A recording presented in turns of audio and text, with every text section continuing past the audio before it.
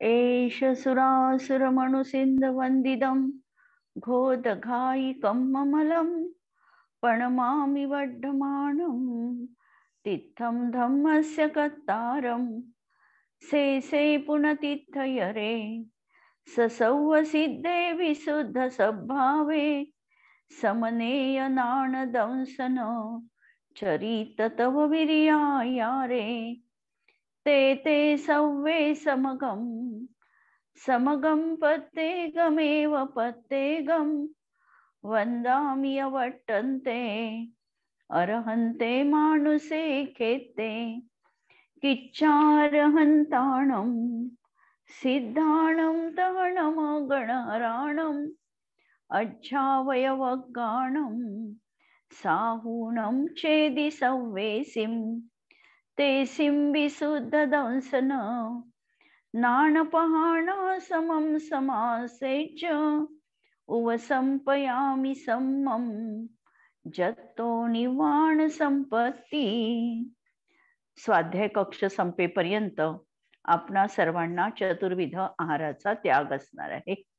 अंतिम शासन नायक 1008 भगवान महावीर स्वामी की जय. द्वादशांग श्रुत देवी की जय.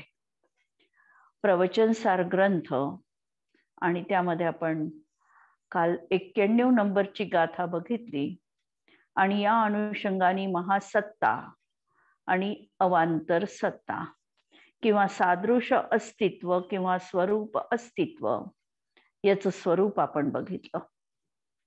कोणत्या तरी एका धर्माच्या आधारावर सर्वांमधली समानता बघणं याचं नाव सादृश सत्ता किंवा महासत्ता.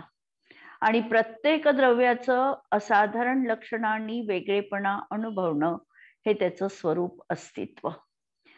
असं वस्तूचं स्वरूप नित्य द्विप्रकार रूप आहे. याला जो यथार्थ रीतीने समजत नाही, म्हणजे तो श्रमण असला तरी देखील जर वस्तू स्वरूपाचं योग्य ज्ञान नसेल तर त्याच्या जीवनात ते खरं श्रामण्य नाही, तो खरा मुनी नाही.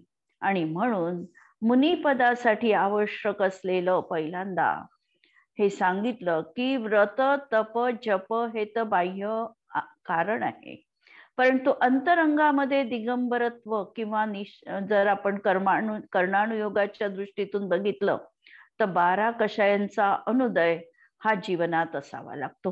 किंवा मी निष्परिग्रही आहे ही ओतप्रोत भावना जीवनात परिपूर्ण रीतीने विद्यमान असावी लागते. अंतरंगातून दिगंबरत्व आणि बहिरंगामध्ये या सगळ्या गोष्टी समितींचं पालन, 13 प्रकारच्या चारित्र्याचं पालन, तर ते खरे श्रमण असतात आणि त्यांनाच खरा धर्मलाभ होऊ शकतो. ही गोष्ट आपण काल बघितली. आणि या अनुषंगाने आचार्यांनी पूर्ण समापन या अधिकाराचं करून जीवनामध्ये धर्म हा असला पाहिजे. आणि धर्म म्हणजे मी साक्षात धर्मीच्या जीवनातच धर्म असणार आहे.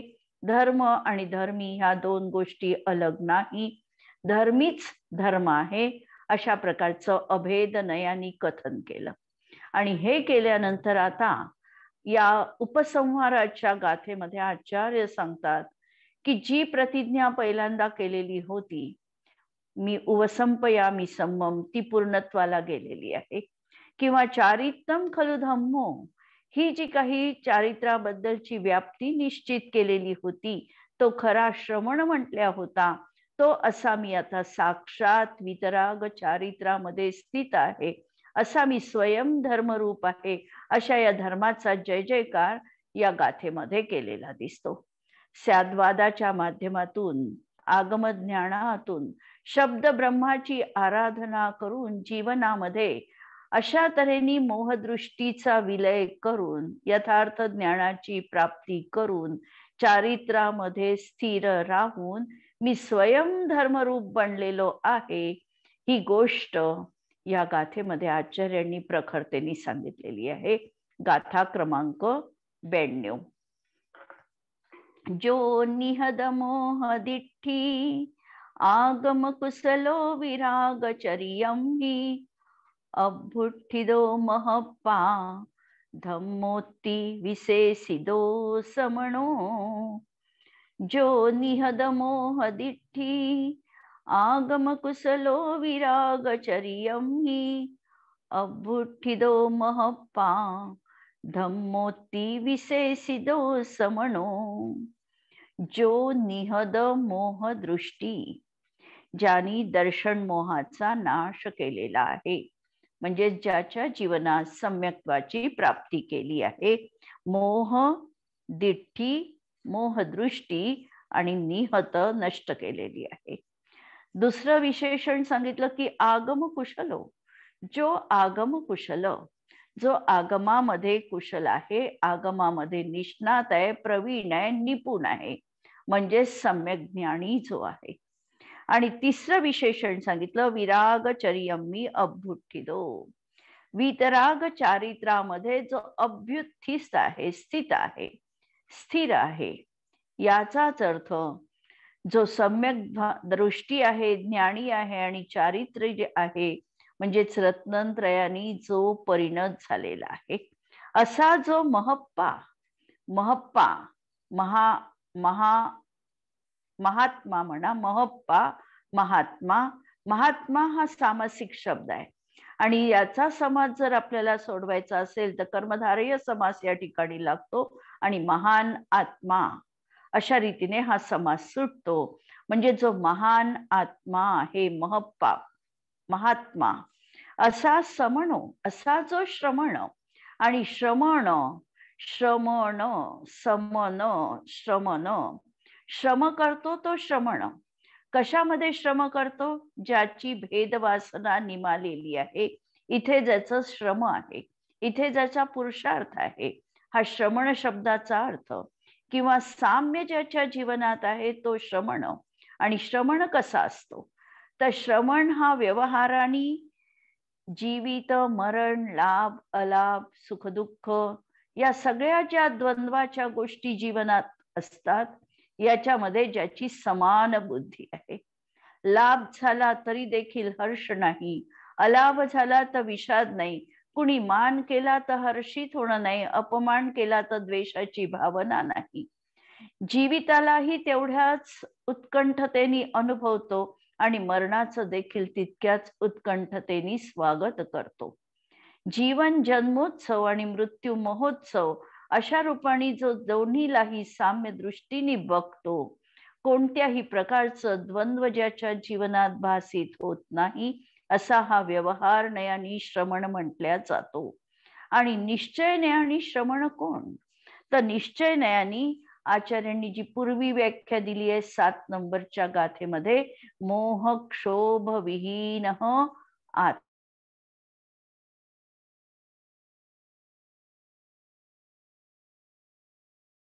आत्मा श्रमण आहे.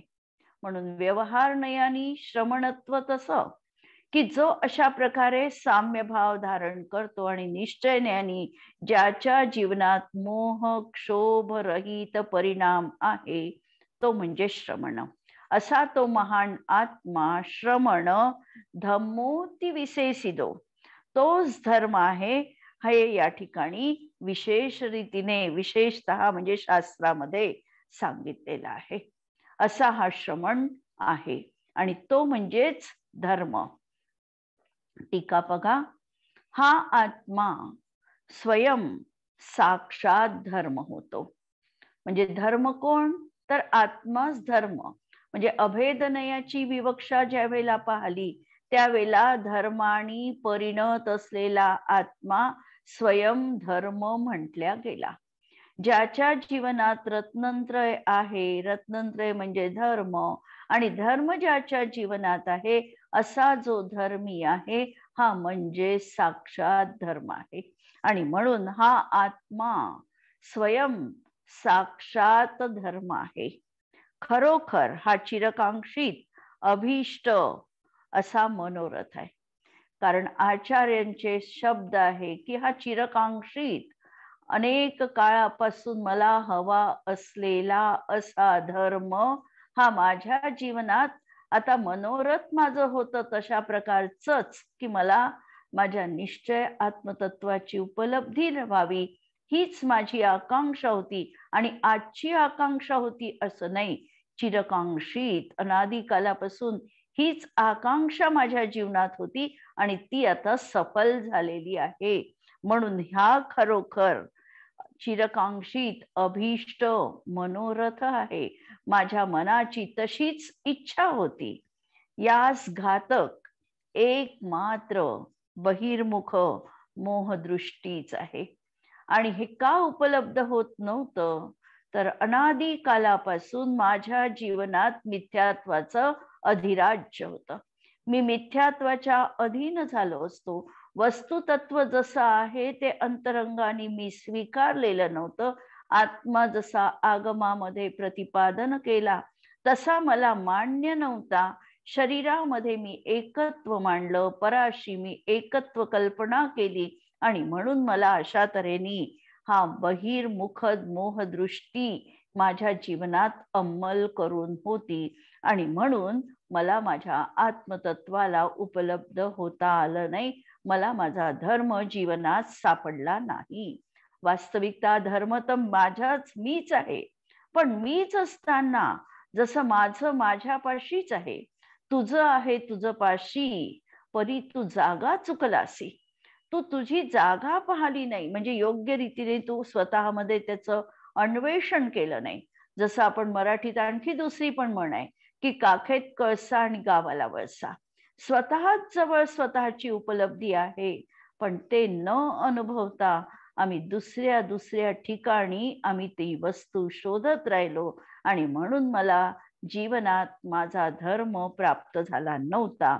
आणि बहिरंग दृष्टीने पाहिलं किंवा निमित्त नैमित्तिक संबंधाच्या अपेक्षेने बघितलं तर मला माझा स्वभाव उपलब्ध झाला नाही. याचं कारण मिथ्यात्व कर्माचा उदय, त्या उदयात होणारा माझा उपादानगत योग्यतेचा मिथ्यात्व परिणाम. आणि आता ही मोहदृष्टी का झाली नाही, तर ही मोहदृष्टी आगमातील निपुणता, प्रखरतेने मी आगमाभ्यास केला, आचार्यांच्या शब्दांवर विश्वास ठेवला आणि तशा प्रकारची अनुभूती माझ्या जीवनात मला आली. आगमामध्ये ही निपुणता आणि आत्मज्ञानाने ही नष्ट झालेली आहे. म्हणून ही माझी मोहग्रंथी सुटण्याचं एकमेव कारण आगमाभ्यास, शास्त्राभ्यास. आधी पण आचार्यांनी गाथा त्या ठिकाणी ठेवलेली होती, 86 नंबरची गाथा बहुतेक. तर त्या गाथेमध्ये शास्त्राभ्यासाची प्रेरणा आचार्यांनी दिलेली होती की शास्त्राभ्यास करा. आणि शास्त्राभ्यास म्हणजे केवळ शब्दात शास्त्राचे शब्द वाचून थांबणं नव्हे, तर शब्दांचा आमच्या भावश्रुत ज्ञानाचा विषय बनवून आमच्या अंतरंगामध्ये सतत त्या ठिकाणी भेद विज्ञानाची प्रखर धारा जिवंत ठेवणे. ही असल्यामुळे ही आता आमची मोहाची ग्रंथी नष्ट झालेली आहे. म्हणून ती पुनरपी माझे ठिकाणी आता उत्पन्न होणार नाही. त्यामुळे वितराग चारित्र रूपाने प्रगट झालेला माझा धर्म आणि हा माझा आत्मा आता कसा आहे, तर वितराग चारित्रांनी परिणत झालेला आहे.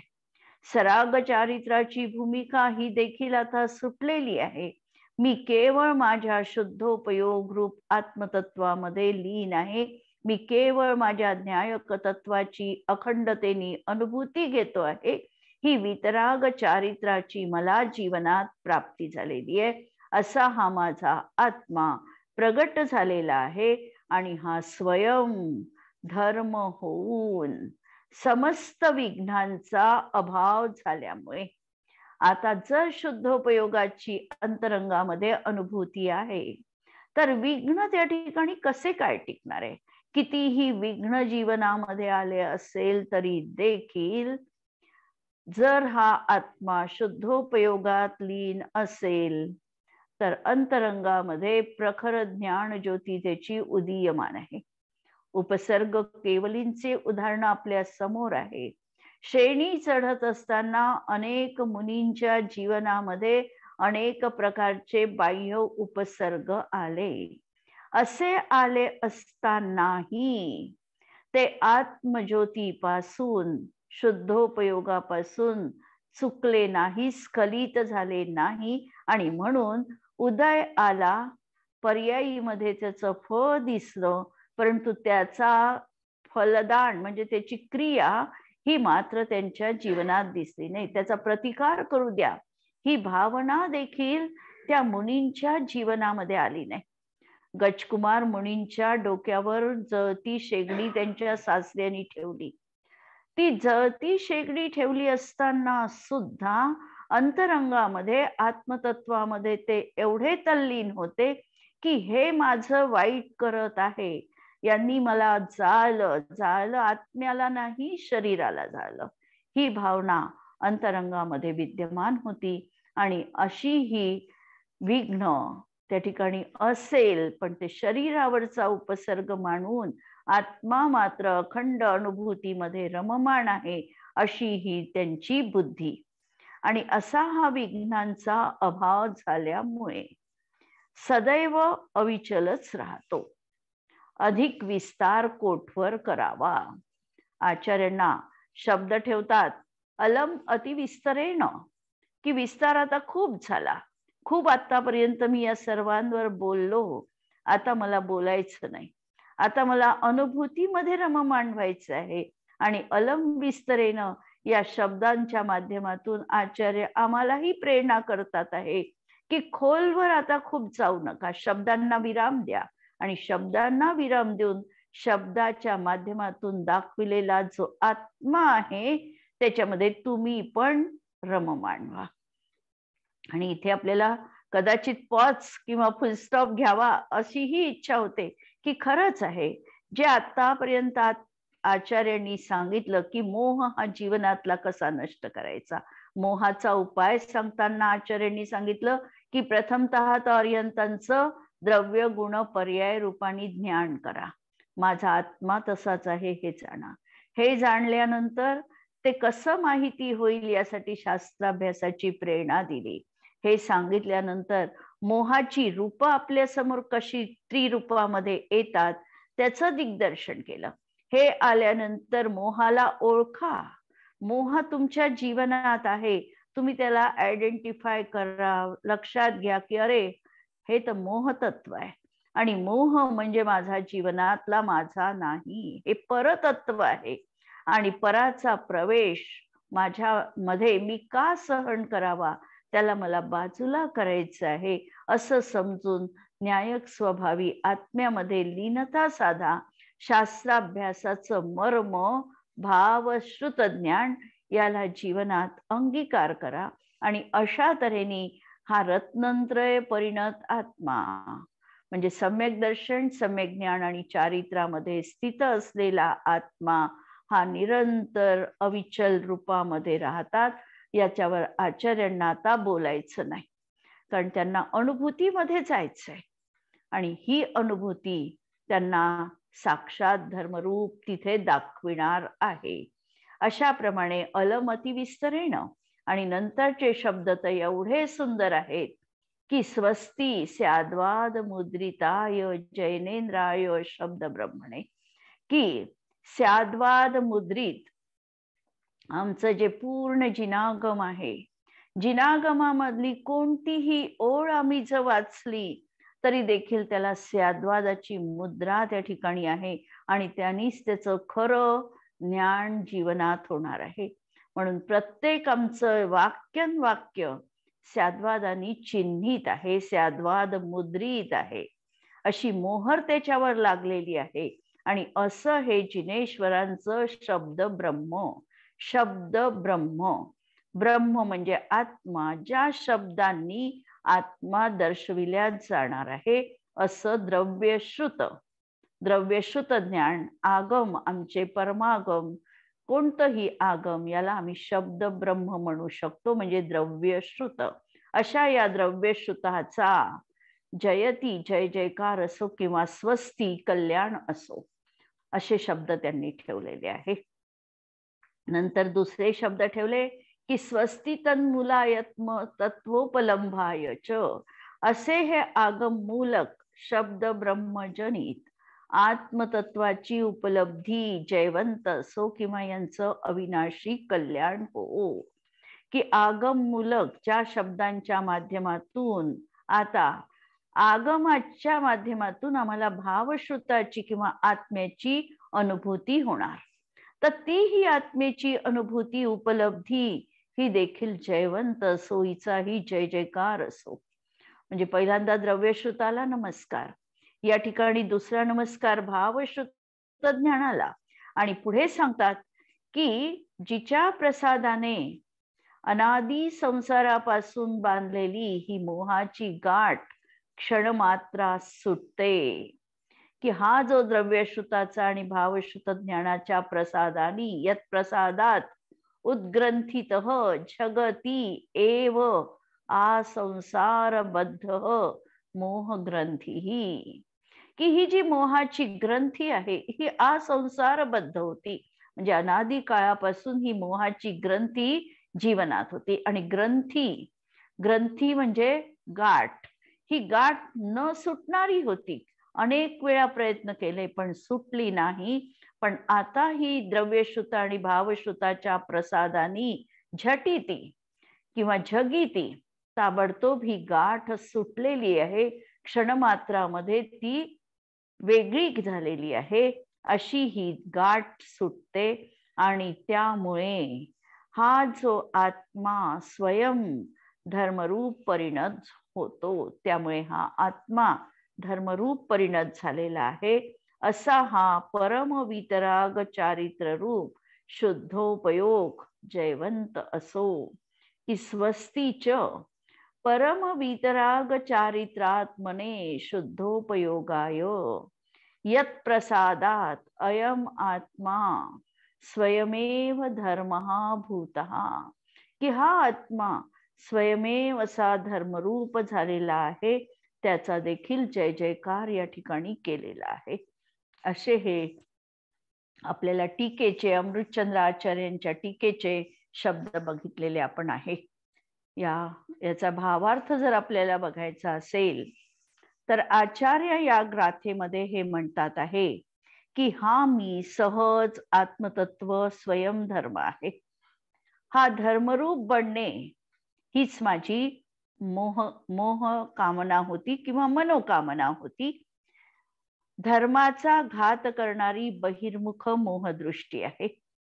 बहिर्मुख दृष्टी अंतर्मुख दृष्टीने नष्ट होईल. म्हणजेच स्वाश्रय अंतर्दृष्टीनी पराश्रय मोहदृष्टीचा नाश होईल. हेच आगमामध्ये कथन केलेलं आहे. प्रखर किंवा अप्रतिहत भावानी, प्रखर भावना किंवा अप्रतिहत भावना. अप्रतिहत भावना म्हणजे ज्या ठिकाणी खंड न पडता निरंतर एकाच डायरेक्शननी जेव्हा आम्ही आमची ही परमछैनी चालवली, त्याला म्हणायचं अप्रतिहत भावना. नॉनस्टॉप एकच एक गोष्ट एकाच ठिकाणी तशाच प्रकारचा प्रहार करत गेलो आणि म्हणून हा आत्मा धर्मरूप परिणत झालेला आहे. आणि ही मोहदृष्टी आता जी एकदा नष्ट झाली ती परत आता उत्पन्न होणार नाही. म्हणून वितराग चारित्र रूपाणी प्रगट अर्थात पर्यायीत परिणमित झालेला माझा आत्माच आता स्वयं धर्मरूप आहे. धर्म परिणत आत्मा विघ्नांचा नाश झाल्याने नित्य अविचल प्रकंप किंवा निष्कंप राहतो. कल्याण मार्गाची सुरुवात म्हणजेच मोक्ष मार्गाची सुरुवात जैनेंद्र शब्द ब्रह्माच्या उपासनेनी झाली. म्हणून ते शब्द ब्रह्म जयवंत असो. म्हणून द्रव्यश्रुत हे देखील जयवंत म्हटल्या गेलं. आज साक्षात तीर्थंकरांची देशना आम्ही ऐकू शकत नाही, परंतु तीर्थंकरांनी निबद्ध म्हणजे गणधरांनी निबद्ध केलेली साक्षात वाणी आमच्यापर्यंत आजही विद्यमान आहे. आणि त्या शब्द ब्रह्मांना आम्ही नित्य प्रणाम करतो. म्हणून असे हे शब्द ब्रह्म जयवंत असो. शब्द ब्रह्माच्या आराधनेचा प्रसाद आत्मतत्वाची उपलब्धी झाली म्हणून ते देखील जयवंत असो. आत्मतत्वाच्या उपलब्धीच्या प्रसादाने अनादिबद्ध मोहाची ग्रंथी सुटली. मोह म्हणजे दर्शन मोह नष्ट होऊन प्रसाद स्वरूपी पर्यायी मध्ये वितराग चारित्र प्राप्त झालं. म्हणजे एकाशी एक या सगळ्या गोष्टी एकमेकांशी कनेक्टेड आहे. पहिल्यांदा द्रव्यश्रुत, मग भावश्रुत ज्ञान, नंतर अनादिबद्ध मोहाची ग्रंथी सुटली म्हणून चारित्रामध्ये देखील आम्ही धर्मरूप परिणत झालो. आणि असं हे वितराग चारित्र शुद्धोपयोग हे सदा जयवंत असो. तर हे शब्द वाचताना एक प्रकारची आम्हाला एक अशी विलक्षण आनंदाची अनुभूती येते. आणि वाणी आम्हाला असं वाटतं की ही आचार्यांची वाणी आहे, साक्षात तीर्थंकरांची दिव्य देशना मी प्राशन करतो आहे. आणि आमचं मन आनंदाने शिगोशिक त्या ठिकाणी भरून जातं. एक आत्मोपलब्धी प्राप्त झालेल्या अशा ह्या मुनिराजांची, कुंदकुंद आचार्य म्हणा, जयसेन आचार्य म्हणा, अमृतचंद्र आचार्य म्हणा, किंवा यासारखे अनेक आचार्य यांची ही जणू काही आत्मगर्जना आहे की मी हा असा आता साक्षात धर्म मीच आहे. अशी ही त्यांची स्वतःविषयीची एक आत्मविश्वासाची वाणी आम्हाला ऐकायला या ठिकाणी मिळते. जयसेन आचार्यांनी या निहत मोहदुष्टी यावर लिहिताना म्हटलं की तत्वार्थ श्रद्धांरूप व्यवहार सम्यक्त्व. तो सम्यक्त्वी आहे म्हणजे कसा आहे तर तत्वार्थ श्रद्धांरूप व्यवहार सम्यक्त्व आणि निज शुद्धात्म रुची रूप निश्चय सम्यक्त्वाने परिणत झालेली अशी ही ज्याची दृष्टी झालेली आहे त्यांनी आता निहत मोहदिष्टी तो आहे म्हणजे सम्यक दृष्टी आहे.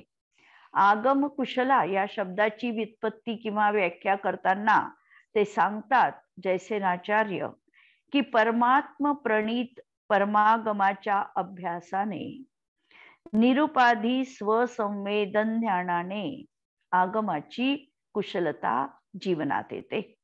आणि विरागचर्यमी अभ्युत्थितो व्रत समिती गुप्ती आदी बहिरंग चारित्राच्या अनुष्ठानाने, अनुष्ठान हा शब्द वापरलेला आहे. आणि अनुष्ठान हा शब्द त्यामध्ये सातत्य आणि पूर्ण उपलब्धी होईपर्यंत लगन या दोन गोष्टी आम्हाला दाखवतं. म्हणून अनुष्ठान हा शब्द आहे. म्हणून या अनुष्ठानाने आणि स्वशुद्धात्म्यामध्ये निश्चल परिणती रूप वितराग चारित्र, त्याला म्हणायचं वितराग चारित्र. अशा तऱ्हेने त्यांनी या शब्दाचा अर्थ स्पष्ट केलेला आहे. आणि या गाथेचा प्रयोग जर आमच्या जीवनात करायचा असेल तर आचार्यांनी जसा धर्म आपल्या जीवनात उतरविला, आमच्याही जीवनामध्ये हा धर्म उतरला पाहिजे. हा अंतरंगाचा ध्यास आम्हाला असावा. जशी आचार्यांची चिरकांक्षित अभिलाषा होती तशा प्रकारे आमच्या अंतःकरणात देखील ही अभिलाषा जागृत व्हावी की मला वितराग चारित्र प्राप्त करायचंय. हा साम्य रूप जो धर्म आहे, मोह क्षोभ विहीन असा जो धर्म आहे, हा माझ्या जीवनामध्ये आलाच पाहिजे. अशा प्रकारचा भाव अंतरंगामध्ये आम्हाला प्रखरतेने ठेवायचा आहे. तर असा हा या ठिकाणी पहिला म्हणजे 92 गाथांमध्ये आपण हा पहिला अधिकार बघितला. पण यावर 2 अमृतचंद्र आचार्यांचे कलश आहे, त्याचं आपण वाचन करू. पहिल्यांदा कलश. आत्मा धर्म स्वयमिति भवन प्राप्य शुद्धोपयोगम नित्यानंद प्रसर सरसे ज्ञान तत्वे निलीय प्राप्य स्तुच्चे रविचलतया निष्प्रकंप प्रकाशाम स्फुर्ज्योतिः सहज विलसत रत्नदीपस्य लक्ष्मीम्. धर्म हा आत्मा स्वयं धर्म आहे, स्वयमिति भवन. आणि हा आत्मा स्वयं शुद्धोपयोग प्राप्यम, शुद्धोपयोगाला हा आत्मा प्राप्त होऊन स्वयं धर्मरूप झालेला आहे. शुद्धोपयोगाच्या प्रसादाने हा आत्म्याला आता धर्म जीवनात आलेला आहे. आणि असा हा आत्मा नित्य आनंद प्रसर सरसे, नित्य आनंदाच्या प्रसाराने, की आता एकदा शुद्धोपयोग झाला म्हणजे अतिंद्रिय आनंद जीवनात आला.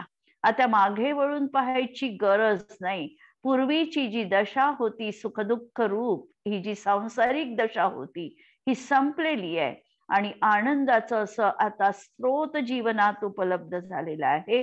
म्हणून या नित्य आनंदाच्या प्रसाराने सरस, सरस म्हणजे श्रेष्ठ अशा, किंवा सरस म्हणजे रसरसीत, पूर्णतः शिगोशिक भरलेल्या अशा ज्ञान तत्वे निलीय, हा ज्ञान तत्वामध्ये स्थित झालेला आहे, लीन झालेला आहे. आणि असा हा प्राप्य अत्यत उच्चते ही अविचलतया, अशा या अत्यंत अविचलतेमुळे, अविचलता विचलित न होणं, तिथे स्थिर असणं, अशा या अविचलतेमुळे दैदिप्यमान ज्योतिरूप आणि सहजच विलसणाऱ्या रत्नदीपाच्या निष्कंप प्रकाशमय शोभेला प्राप्त करतो.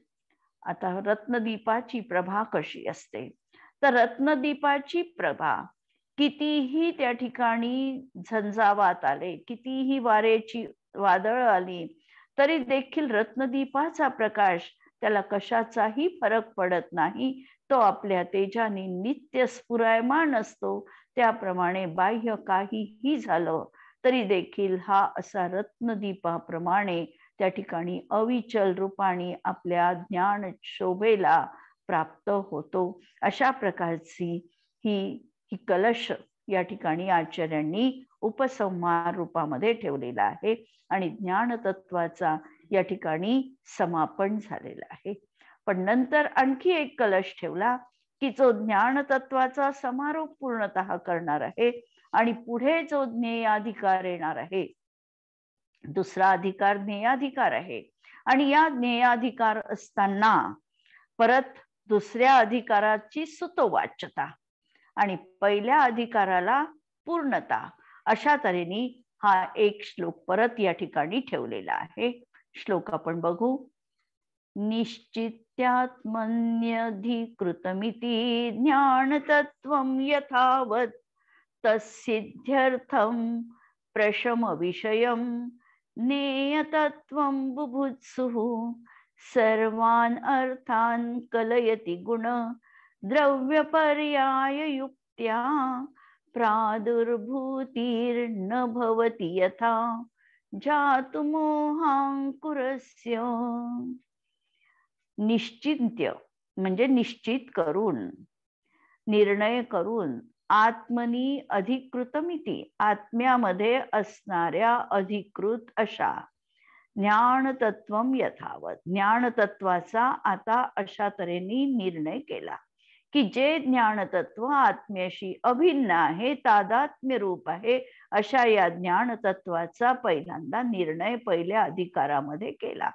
आणि याच्या सिद्धीसाठी म्हणजे ज्ञानतत्वाच्या सिद्धीसाठी म्हणजे केवल ज्ञानाच्या प्राप्तीसाठी प्रशम विषयम, प्रशमाच्या प्रयोजनाने, प्रशमाचा विषय, प्रशमाचा विषय म्हणजे वितरागतेच्या प्रसादानी जो प्राप्त होणार आहे, प्रयोजनानी जो प्राप्त होणार आहे, असा ज्ञेय तत्वम बुभुत्सुः, ज्ञेय तत्वाला आता इच्छा असणाऱ्यांसाठी या ठिकाणी सांगणार आहे.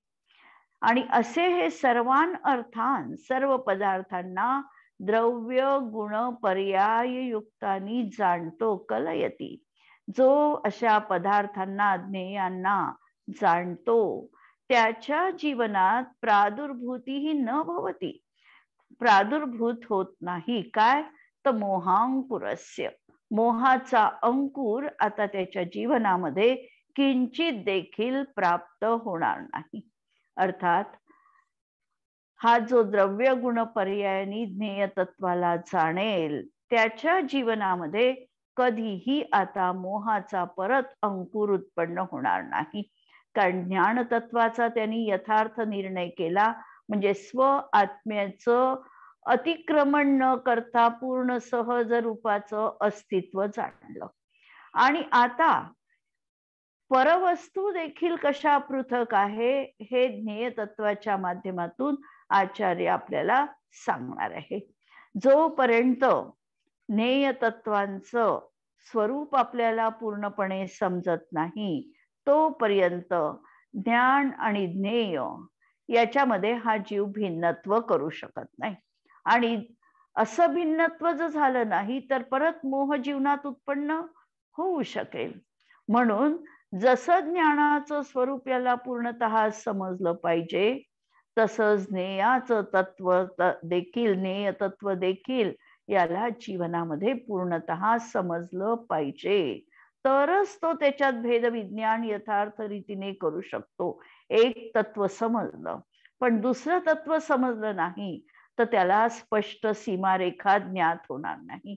जसं आमची घर आहे तर आमच्या घराची मर्यादा सांगत असताना जसं सांगितलं जातं की एवढ्या स्क्वेअर फूट मध्ये आमचं घर आहे, पण हे सांगत असताना त्याला लागून असलेल्याचं देखील घर कुठून सुरू होतं हे देखील नोंद करावं लागतं. आपल्या घराची नोंद असून चालत नाही, दुसऱ्याच्या घराची सुद्धा सुरुवात आणि त्याची देखील नोंद की इथून त्याच्या घराची सीमारेषा सुरू होते हे देखील सांगितलं जातं. म्हणजे हे आहे आणि त्यासोबत हे नाही हे जसं व्यवहारातही आम्हाला सांगावं लागतं किंवा समजावं लागतं, त्याप्रमाणे ज्ञान म्हणजे काय आणि ज्ञेय म्हणजे काय याच्यामधली नेमकी विभाजन रेषा आम्हाला काढता आली पाहिजे की जेणेकरून आम्ही एक परमाणू एवढं देखील पराचं ग्रहण जीवनात करणार नाही. आणि म्हणून अशा तऱ्हेने हा दुसरा अधिकार आपण उद्यापासून सुरू करूया. आज इथे थांबूया आणि उद्याचं सुतवाच आपण उद्याला बघू. या आधी जयसेन आचार्यांच्या परत 2 नमस्काराच्या गाथा येणार आहे, त्याचं पहिल्यांदा आपण वाचन करणार आहोत. जिनवाणी के ज्ञान से सूझे लोकालोक, सो जिनवाणी मस्तक नमो सदा देत हूँ गो. नमो अरिहंताणम, नमो सिद्धाणम, नमो आयर्याणम, नमो वज्रायाणम, नमो लोये सव्वसाहूणम. सर्वांना जय जिनेंद्र.